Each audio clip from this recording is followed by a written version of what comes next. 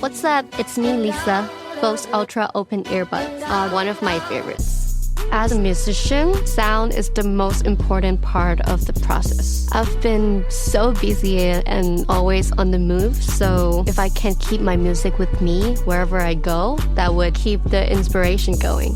The look of the Ultra Open Earbuds remind me of ear cups, so I would style it like an accessory. Check out Bose.com for more. Most tax pros leave a message. It's Jane. I'm moving on to a TurboTax expert who beat your price. Adam Devine, tell him how I feel. Hey, tax pro, she's been thinking twice. Best believe TurboTax will beat your price. This is a tax break. Switch to a TurboTax Live expert and we'll beat what you paid your pro last tax season. Make the switch at TurboTax.com/beatyourprice. TurboTax full service only. Sign up by 12/20/2024 and file by 4/1/2025. Full details at TurboTax.com/beatyourprice. 1, 2, 3, 4.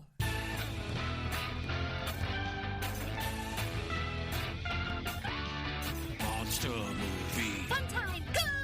Monster movie. Fun time, go. Monster Movie. Fun time. Go!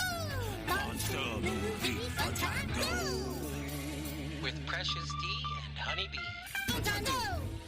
Ladies and gentlemen, boys and girls, friends and neighbors, welcome once again to Monster Movie Fun Time Go.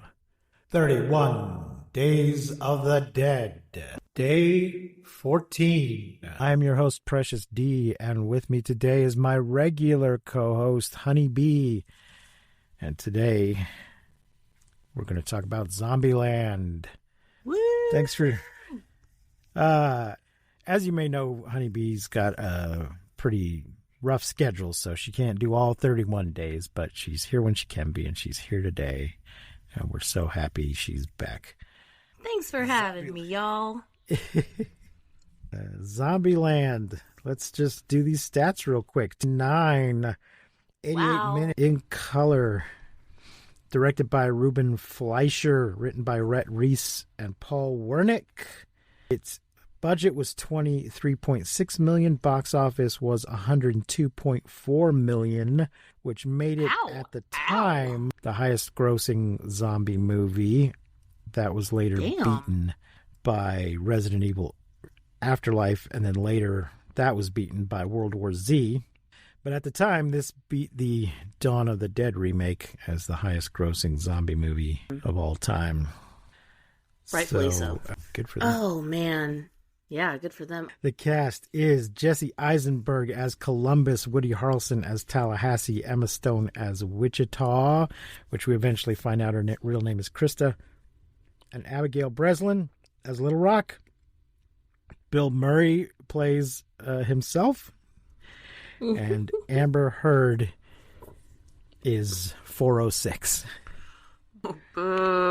Just kidding. So nobody in this movie is known by their real name, including the neighbor next door that's just known as 406, because that's the name of the that's the number of the apartment that she lives in.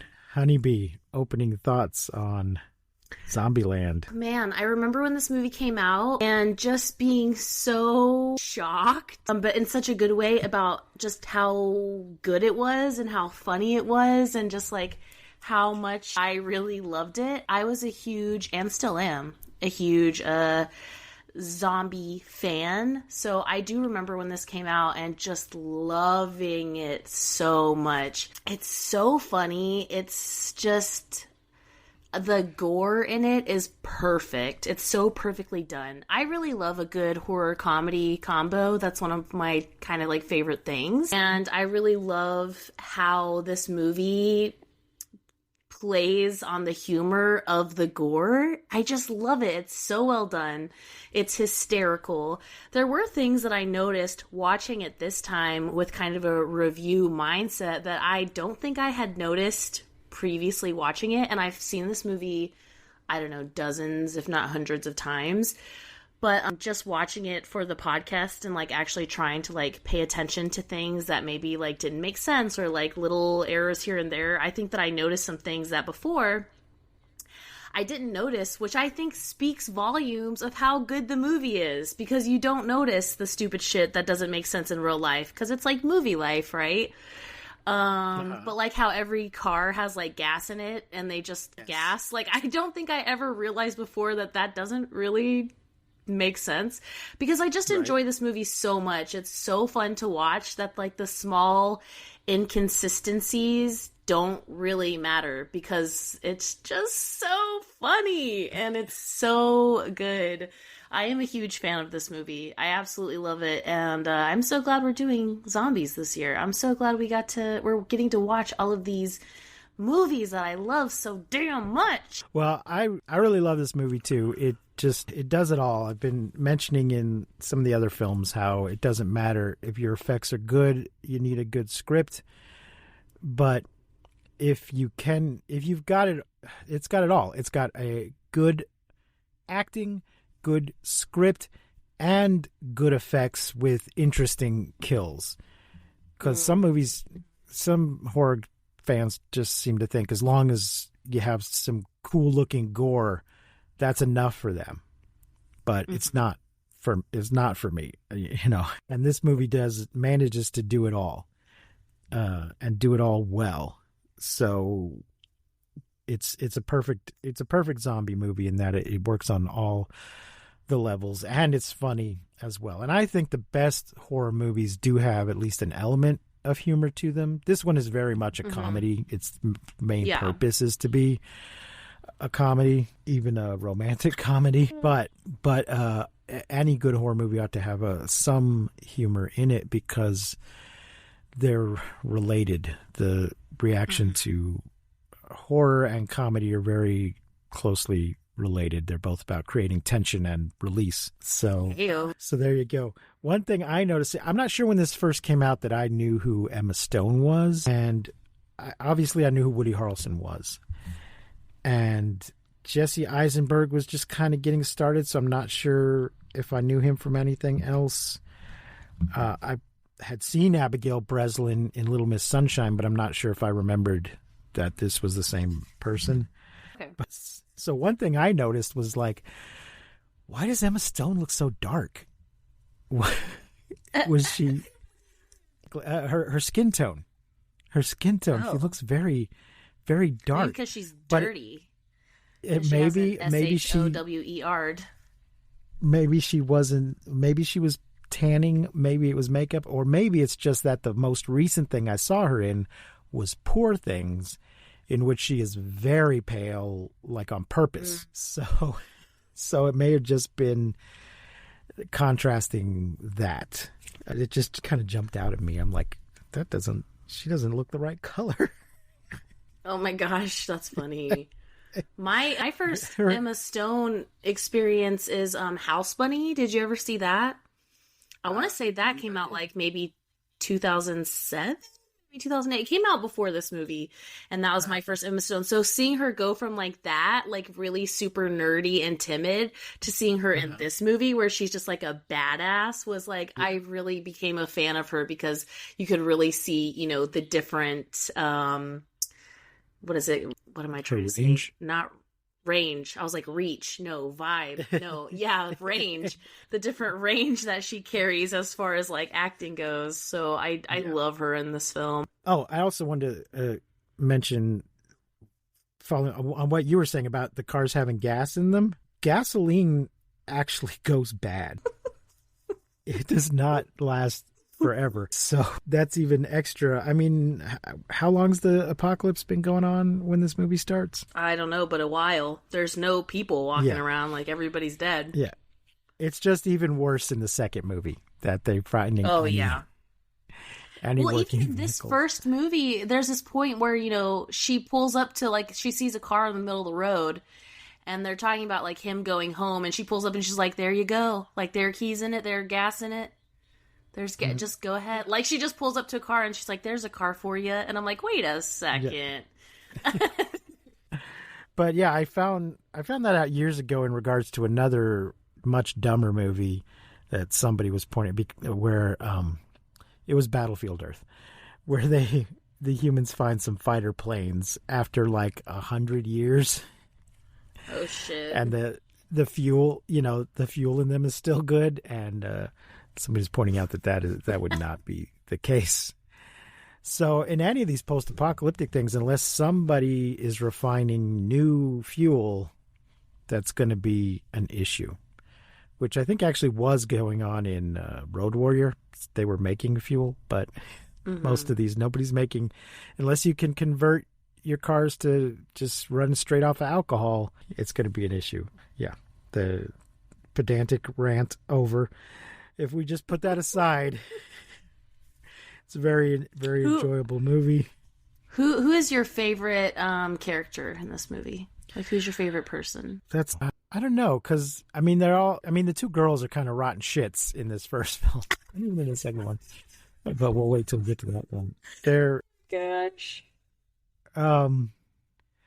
They're needlessly so funny, useless, and we keep seeing this over and over again. Though that we see a female character who only cares about survival, and in this case, also the survival of her sister, but she's just trying to survive and not worry about anything more. And there's a male character who thinks there's more to just survival.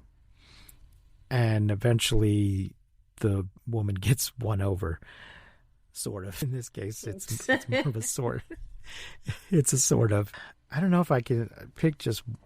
I mean, all of them are just. You were talking about her reach earlier, but Woody Harrelson's just being Woody Harrelson. Jesse Eisenberg is Eisenberging it up all over. Breslin is still just a kid, so she hasn't settled into whatever it is she's going to be yet. But she's doing good. She's doing great. Yeah. No, she's doing a good job, but she's just not, there's not a stereotypical, established persona yet. I don't know. I can't pick just this one, because I kind of like them all, but I kind of hate them all a little bit as well. Yeah, I think my favorite is definitely Woody Harrelson. He makes me laugh the most through the movie. Well, sure. I just really love his intensity and how it's just so inappropriate in some moments, and in some moments it's just so perfect. I just love it. Yeah. I really love his character so much. But you're right that he is just literally playing himself. But like how you'll watch a movie and you'll see someone in the movie and it's like it's one of your favorites or something. And then you kind of hold this expectation in your brain of like, that's who the actor is to you. Like they're that character from that movie, like in their everyday life, like that's who they are because you love this movie. I kind of feel like maybe I do that a lot where I'll be like, I love that person, but it's really that I just love this character that they play. Do you know what I mean? Right. Yes. So yeah, I don't know. I mean, but Woody Harrelson does this podcast with one of the guys from Cheers, and they're like best friends, and they laugh and they talk and they tell these stories from like back when they were filming this show, and he's just this guy. Like, he is just so funny and so intense. And yeah, I really love his character in this movie, and kind of as far as he's portrayed in real life too. Well, now I'm looking up this podcast because I'm curious who. Oh, it's Ted Danson. Okay. Yeah, Ted Danson was the star of Cheers. Yeah. That was probably. Yeah, it's really good. Cheers? I think you'd like it. I didn't watch it, but I have seen like episodes of it. Okay. So like I didn't like sit down and watch it, but I've seen like reruns. Yeah, I've seen like a few episodes like here and there, or like clips of it on the internet, stuff like that. So I definitely know what it is and like who they are, but I haven't like sat down and watched it from beginning to end or anything like that. But now it's not it's great. It's not a rewatch podcast though, is it? No, it's not. It's just them. It's just them hanging out. Yeah. He's not even on it sometimes, Woody Harrelson. Sometimes it's other people. Yeah. It's called Where Everybody Knows Your Name with Ted Danson and Woody Harrelson, parentheses, sometimes, close parentheses. Yeah. Even the title acknowledges that Woody's not there every day. Yeah, exactly. Because there's some podcasts where a couple members of a cast are going back and rewatching the show that they were on together. Yeah. An episode at a time. And I was watching the Smallville one like that, but I fell behind. Okay, yeah, I do. The one that I listen to is The Office Ladies.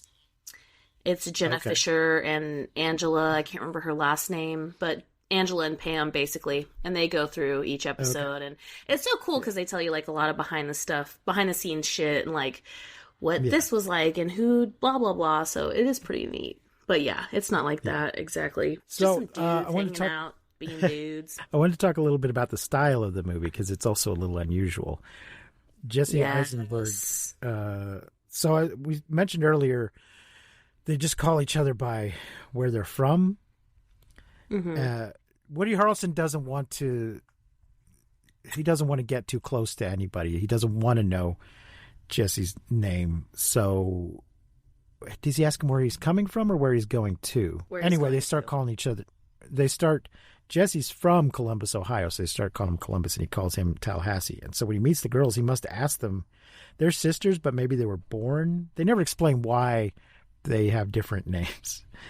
Maybe they were. Yeah, born I'm in sure it's because they're from places. the same. No, I think it's because they're from the same place, so they can't both be the name. So I think Little Rock is literally just like, well, you're the little one.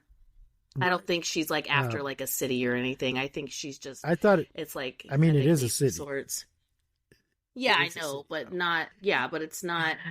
It's. I don't think it's the city she's from. I don't think they're trying to make her name a city as much as they're just like, well, you can't both be the same thing, so you're going to be this instead.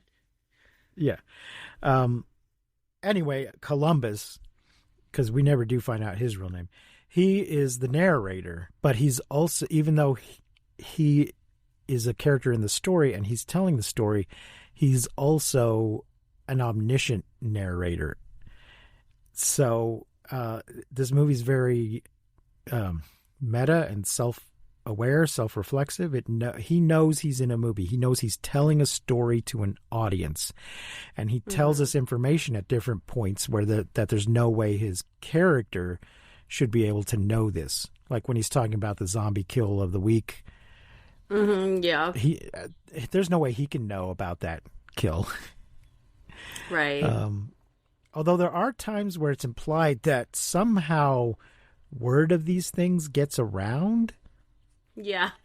Because this will come up in the second movie, and we'll mention it then when we get to the second movie. But there's things that nobody should be able to know about that they do. So they must occasionally run into people and exchange information, and then people keep going. We don't ever see there ought to be a bunch of ham radio stuff going on, but we never actually see any of that. I'm just saying in real life, if there's any sort of power going, there should be some kind of communication. But they also do something very clever with the... Go ahead. Oh, yeah, I think you're about to say what I was just about to say. Go ahead. Yeah. They do something very clever with the titles and the words that they put up on the screen, like when he's telling his rules and they put them up on the screen, or just various different things he's talking about. Those are all done very, very well in a very interesting way visually. Yeah, that's exactly what I was going to say. And I love how the like words on the screen will like interact somehow with like the death. Like maybe someone just got shot in the brain or whatever, and that like there's blood splatter on the like words. Yeah. You know what I mean? Like I love that. So well done. Yeah. And they'll fall down, or they'll go behind people. Yeah. Or like squeak. Yeah. So he's got this list of rules for staying alive there, but Woody Harrelson doesn't care about any of the rules. He's just more flying by the seat of his pants. I don't know how he stayed alive so long. In the course of things, he does make some kind of dumb decisions. Again, there's a particular one in the second movie that's a stupid decision because he tends to act emotionally.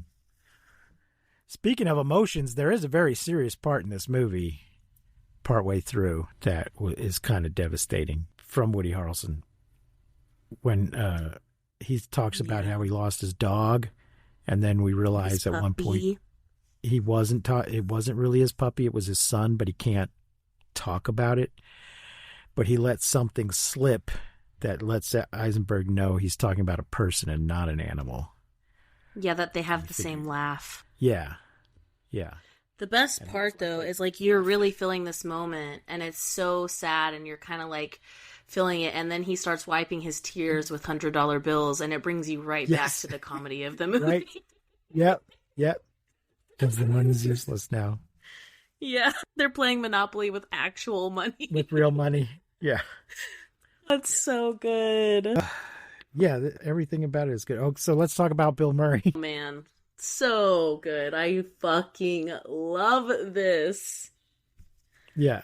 They're trying to find a nice place to stay, and they end up in Hollywood, and they decide, let's stay in a celebrity's house. And Woody Harrelson's got one picked out. He knows where he wants to go.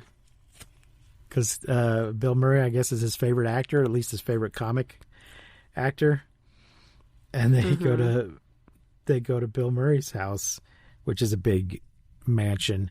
I have no idea if this is really Bill Murray's house or similar to where Bill Murray lives or not. But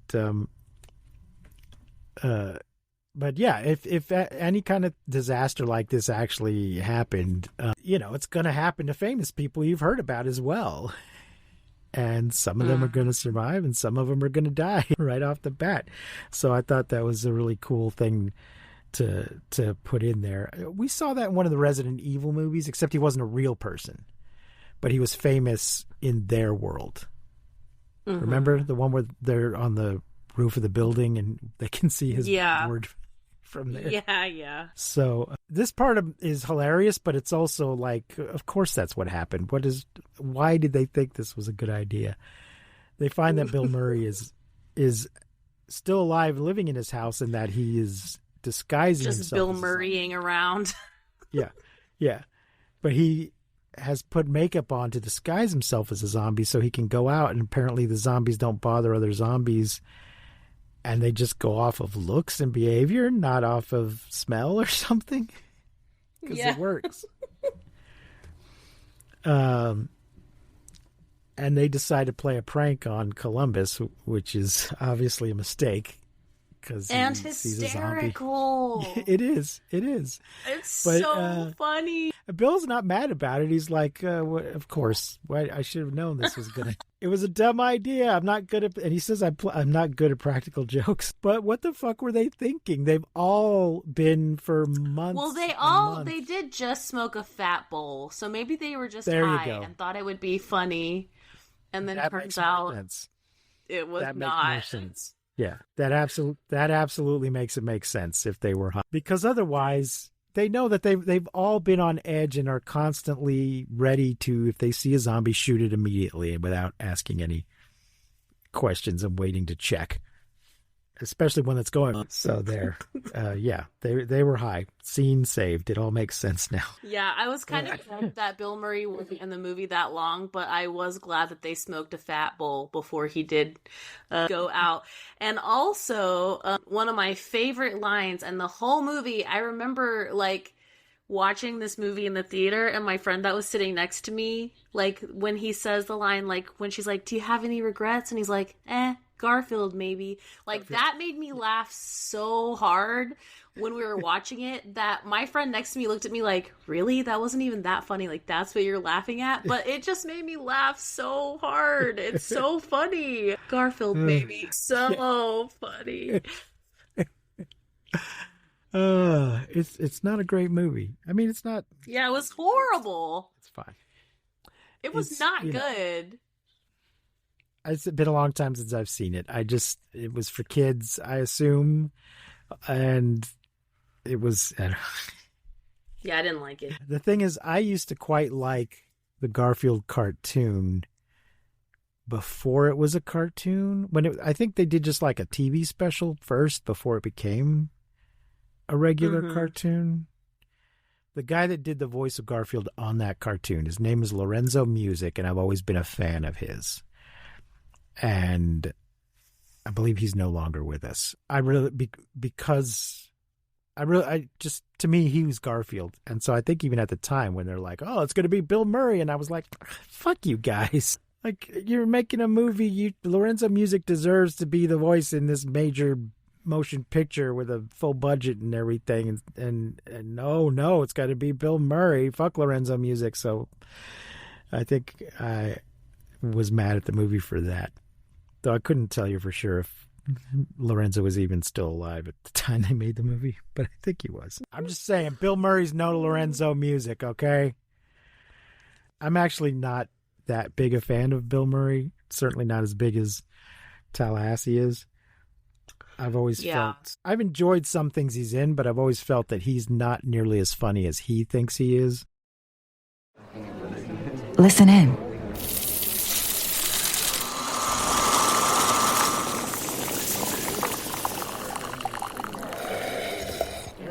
Starbucks. It's a great day for coffee. That's funny. Yeah. I think my favorite Bill Murray was What About Bob? Okay. I think that was my first no, probably Ghostbusters was my first Bill Murray experience, but What About Bob? Yeah. We watched that quite a bit when I was a youngin'. I've seen it, but I don't remember much about it. I think you can might tell hate you it. I don't like Ghostbusters, I can tell you that. But we are going to be doing another Bill Murray zombie movie later in this month. So, and I enjoyed him in that movie. So stick around, babies. Yeah. Man, and so let's see, anything else that we want to hit before we... Let me think. Did you watch the after credit scene? Yeah, but what... It's just like it's like a small blip, and it's just Bill Murray like dying, basically. Yes. Yeah. And Tallahassee is like trying to like say some final words, and he ends up like telling him how to say like his famous line from Caddyshack. Maybe I didn't see that. I'm sure I've seen it before. I own this film, but I'm not sure if I... Was it at the very end of the credits? It was at the very end, and I don't think I had ever seen it before.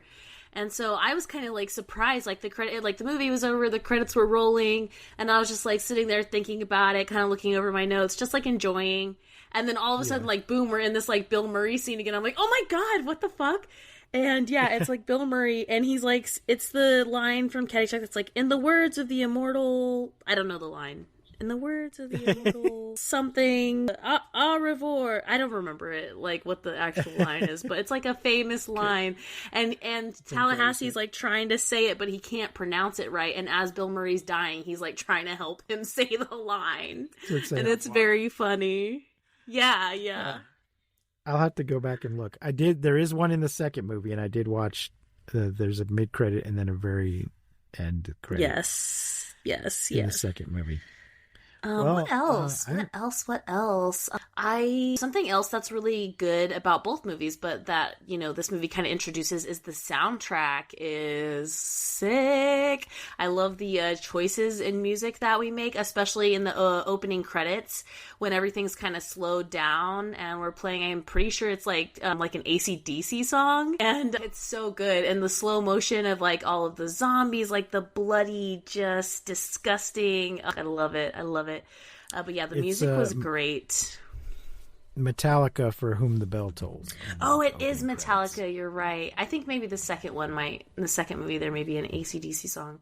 But yeah, it was so good. Love the music for both movies. But yeah, what else? I feel like there's so much to talk about this movie, but it's all just like pretty much the same. Like, yep, it's great. Watch it. It's fantastic. I also shout out to my friend Amy, who she had her daughter when we worked together at this restaurant, and then this like movie came out a few years later, and her daughter loved this movie, and I just thought it was so funny that her little baby daughter loved this movie so much, and we like would watch it and just like laugh, and it was just so funny to me that this like little tiny human loved this movie. It's such a good movie. It's so good. Yeah, I love it. I love it. There was supposed to be a TV show that they made a pilot for Amazon, but apparently... Really? There was huge fan backlash because it's different people, which is what you often get. Often in a TV show, you don't have the people from the movie, and it's worked in the past, but they were not having it. And let's see, who's this guy? I think one of the creators, Reese. He commented on the fan backlash saying, I never understood the vehement hate the pilot received from diehard Zombieland fans. You guys successfully hated it out of existence. Damn. So, yeah, that was Rhett Reese, one of the co-writers. That's who that was. So, yeah, it was going to be the same characters but different actors, and I guess fans just weren't happy. These days you can get a big movie star to be on a TV show, but not Not then. Not in 2009. Yeah, love this movie. Love the over-the-top gore. Love the comedy. The characters are incredible. I really don't have anything bad to say about this movie except, where the fuck are you guys getting gas and car keys? Yeah.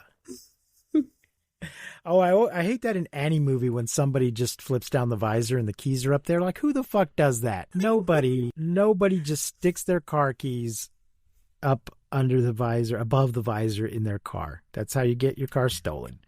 So, you know, trying to do something we didn't talk about though, which I feel like you had said before, like maybe on one of our road trips or something, about the Twinkies.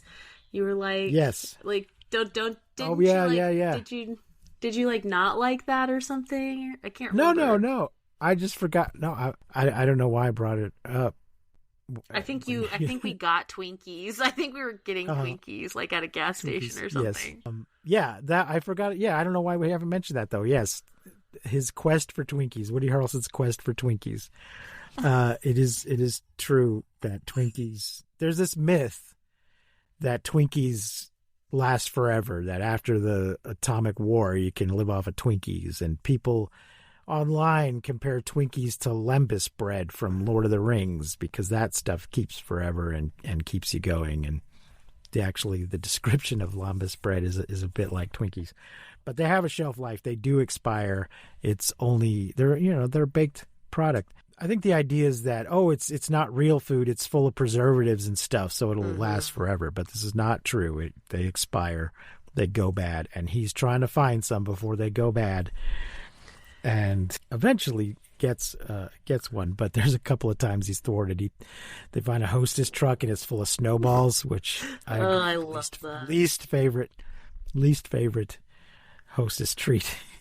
I love them. I mean, if I were in that situation, I would definitely eat them, but it's never going to be the first thing I pick.